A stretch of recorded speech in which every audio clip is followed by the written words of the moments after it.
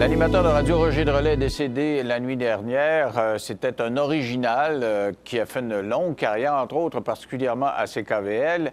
Il habitait dans une école transformée en château. Il y avait une espèce de mythe autour de lui.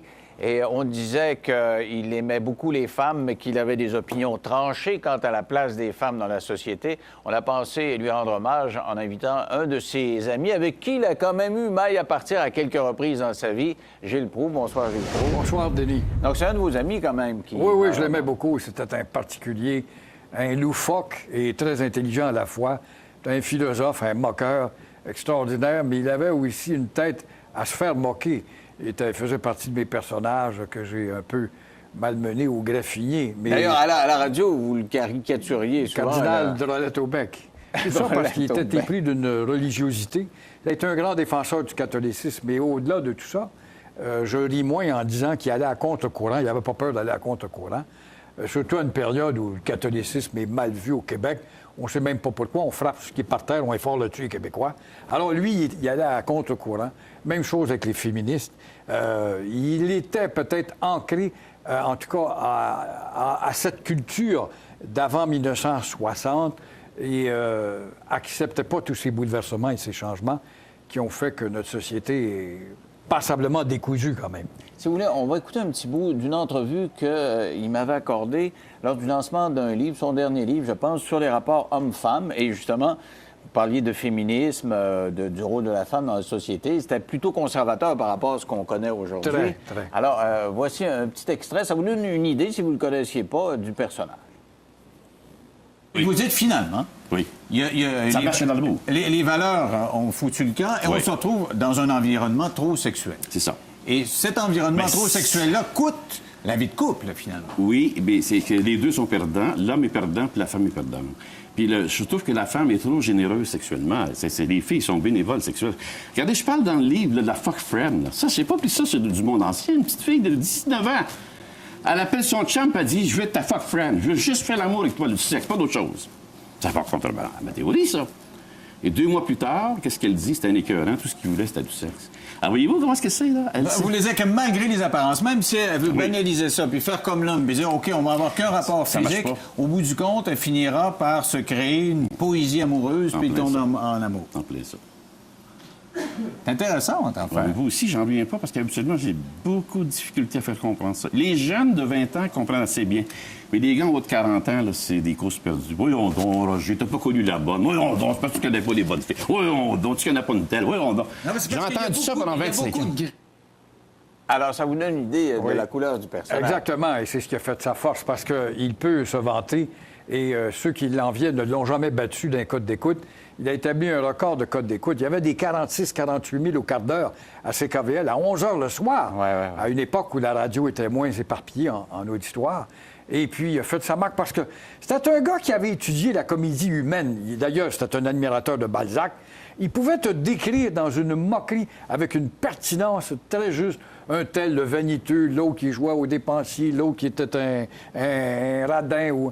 Enfin, il savait, vraiment, il saisissait les fibres des gens. Mais il aimait les fous. Il disait toujours, moi, je m'entoure de fous drôles. Alors, je faisais partie de sa galerie. Moi aussi, je l'aimais bien parce que j'aime les fous drôles. Et évidemment, la société serait plate si on ne côtoyait que des gens plates et ennuyants. Ce que vous aviez en commun, c'était que vous enguirlandiez souvent vos auditeurs. Parce qu'ils prenaient des appels, comme vous aussi en ligne ouverte. Et, madame, vous êtes une carencée émotive. Ça n'a pas de bon sens ce que vous me dites là. Vous êtes dans le champ. Il engueulait, la madame, parce que c'était pas correct. Là. Oui, il y avait des esclandres. On le voit dans sa gesticulation. Il était très théâtral. Et puis, il pouvait faire un numéro avec un café ou le café. Le café, ça va vous mener au divorce. Comment ça, le café? Ça commence toujours par un petit café. Il y a le gars de macro qui a les yeux sur une fille, bien marié, mais il sait que ça va un peu mal. Viens, on va prendre un petit café, on va jaser. Mais le petit café, c'est pour détacher la fille du gars. Puis là, ça finit le petit café au motel. Il a fait un numéro sur le petit café parce qu'il a fait de la scène, hein? Et avec une banalité, il pouvait élaborer, je pense, des sketchs drôles. Moi, ce que je regrette, c'est que ce gars-là n'a pas attiré l'attention, tout ça par snobisme et hypocrisie de notre milieu, d'un vrai producteur je l'aurais pris, je l'aurais mis à l'écran là, une demi-heure par semaine, puis tu vas me raconter la vie. Puis si t'es pas assez drôle, je l'arrête, puis je reprends. Faire un Pélagie la Charrette ou Madame, cette Acadienne qui nous jasait le samedi soir, là. Moi, je l'aurais mis dans un rôle semblable.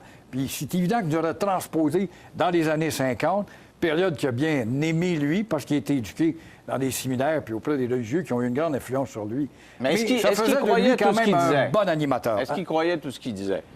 Parce que des fois, je vous ai vu aller, là, Gilles Proulx, pas sûr qu'il croyait tout ce qu'il disait, là. Des fois, il se pompait, là. Est-ce que lui faisait la même chose aussi? Peut-être aurait-il été vulnérable, oui. Je pense bien, l'humain étant ce qu'il est.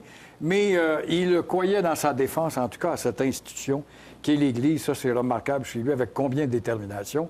Il m'a appelé encore lundi la dernière fois. Ça faisait des mois que je n'ai pas entendu parler de lui. Il me parlait d'une obstination qu'il avait eue avec des païens qui sortaient des sornettes de genre « l'Église est riche, devrait se défaire de ses biens ». Ça le mettait en colère. Puis vous, madame, votre maison, quel âge elle a, à 40 ans? Est-ce qu'elle ne ressemble pas à celle que vous aviez il y a 40 ans? Elle est dénudée, celle de 40 ans. Il s'est accumulé des biens. C'est la même chose, l'Église. Et là, il y avait des éditoriaux quand même frappants. Et il m'appelle. Ça fait des mois que je n'ai pas entendu parler de lui. Puis là, il me dit, je m'en vais me faire opérer. Puis Gilles surveille ça. Il dit, les carotides. Et puis, voyons, j'oublie. La horte. La horte. Et il dit, c'est insidieux, ça peut bloquer sans que tu t'en aperçoives, puis tomber mort raidement. Tellement qu'il m'a fait réfléchir. J'ai appelé mon médecin. Je vais avoir un examen. Et il est mort de cette intervention-là? Exactement. Il la redoutait, il vous a appelé, il a dit, j'ai peur de ça, puis il est mort de ça. Et je te mens pas pour avoir fermé la ligne. Quelques jours, bon, c'est arrivé hier que j'ai su qu'il était mort. Pendant la semaine, j'ai dit, est-ce que c'était prémonitoire, son appel? Ben bon Dieu, je suis tombé dessus, ça m'a secoué, c'est comme ça se peut pas. Je me suis dit, c'est un appel prémonitoire, ça se peut pas qu'il m'appelle, me dit tout ça, puis fais attention. Puis il y avait un ton très réservé, comme le gars qui partait en paix pour rentrer à l'hôpital et ne pas revenir. Alors, ça a été un choc, pas de doute. On a vu une photo, je pense qu'on la voit ici, c'est la chapelle de sa maison. Chapelle Vous parliez de privée. maison tantôt, il y avait une chapelle dans sa maison. Quand je dis que c'est un beau fou original, ce gars-là, il avait des folies de grandeur. Écoute, à 72, 74, 75 ans, il y avait encore des projets d'acheter un domaine puis convertir. Puis il achetait tous les magazines de grands manoirs en France, des châteaux en Italie. Puis il regardait ça, je rêve d'avoir ça. Il y avait quand même un idéal qui poussait le gars plus loin à un âge où normalement on devrait s'arrêter puis s'asseoir, rentrer dans la garde-robe. Pas lui. Alors, quand il a acheté cette école à Prix d'Aubaine, il a quand même... Écoutez, on appelait ça le château, c'est pas ce qu'un château. c'était un deuxième empire. Ça, c'est une ancienne école des religieuses qu'il a eu pour une bouchée de pain. Puis bon, il a mis les ouvriers là-dedans. Il a peut-être eu des rabais avec ses travailleurs. Mais, voyez-vous, il y avait quand même on voit que c'est décoré avec le style napoléonien. Vous qui oui, il l'aimez, était là. admirateur de Napoléon. Tout ce qui était palace, il admirait ça, évidemment. Bon, ça, c'est Catherine de Médicis, si je me souviens bien. Alors, c'était un gars quand même qui, voyez-vous, son premier étage, c'était des salons français. Le deuxième, c'était l'Italie. Le troisième, c'était l'Espagne. Alors, c'était un original comme il n'en existe plus. Il a toujours été fidèle au drapeau du Québec. Admirait Maurice Duplessis. Rappelait aux Québécois indépendantistes. Puis aux libéraux, n'oubliez pas que c'est Maurice Duplessis qui vous l'a donné. Alors, il y avait parce qu'il venait de Trois-Rivières aussi, il y avait un attachement pour son patrimoine. Mais là, je vois ce domaine-là, là, puis avec des œuvres d'art quand même qui ont l'air, ça a l'air plus ou moins original. Je ne sais pas si c'est les originaux. Il y avait des belles pièces. Là-dedans, il y a eu des très belles pièces. Est-ce qu'il faisait beaucoup d'argent? Parce que la radio, c'est payant. Je sais que vous avez fait des salaires faramineux vous-même, mais quand même pas tant rien que de ça. comparable avec nos joueurs d'aujourd'hui. Je suis comme un ancien joueur. non, mais il prenait où son argent? Non, il a fait des salaires. Il a ça? fait un salaire décent, mais il a fait des cachets, il a fait des spectacles, et puis il a eu droit à bien des faveurs, bon, des invitations, un cadeau par-ci, par-là. Et puis, c'est comme ça que s'est constitué, finalement, un patrimoine ou un acquis assez volumineux, comme on a vu. Il était vu comment dans le domaine de la radio? Parce que CKVL, c'était la radio du peuple par rapport à CKAC et oui, c'était plus en dehors du sol. Oui. Mais aujourd'hui, on vend 98, c'est un CKVL, 98 FM, là, 0.5, pardon. Il était vu avec admiration par ses auditeurs. Écoute, il attirait du 46 000 le soir. Pas tous être des idiots. Évidemment, par la confrérie puis dans le milieu, comme on était supposé être plus évolué pour être passé au régime des Lumières par rapport au régime de la noirceur, bon, on le traitait de dépassé, etc.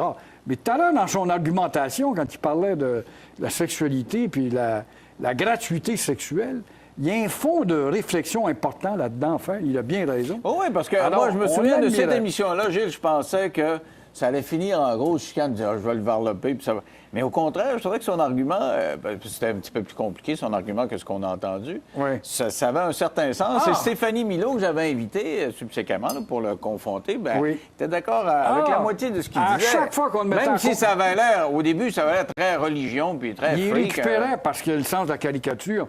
Je me rappelle Richard Martineau qui jouait au Faro, puis moi, il n'y a personne qui avait de me planter, puis il était allé voir avec sa télé. Et puis, je me rappelle d'avoir vu l'émission avec son micro. Il était abasourdi par les éditoriaux que Roger lui lançait en pleine figure, alors qu'il allait là, lui, justement, pour démolir toute cette espèce de culture passéiste. Et puis, ses arguments convainquaient l'auditoire. C'était un gars habile, très habile. Ben, Gilles Proulx, c'est toujours un plaisir de vous recevoir. Ben, merci, merci mon d'avoir cher été là, Denis. d'avoir rendu hommage à un des grands pionniers de la radio, je pense. En tout cas, un particulier de la radio. C'est ça, un personnage de la radio. Merci beaucoup. Restez là au retour.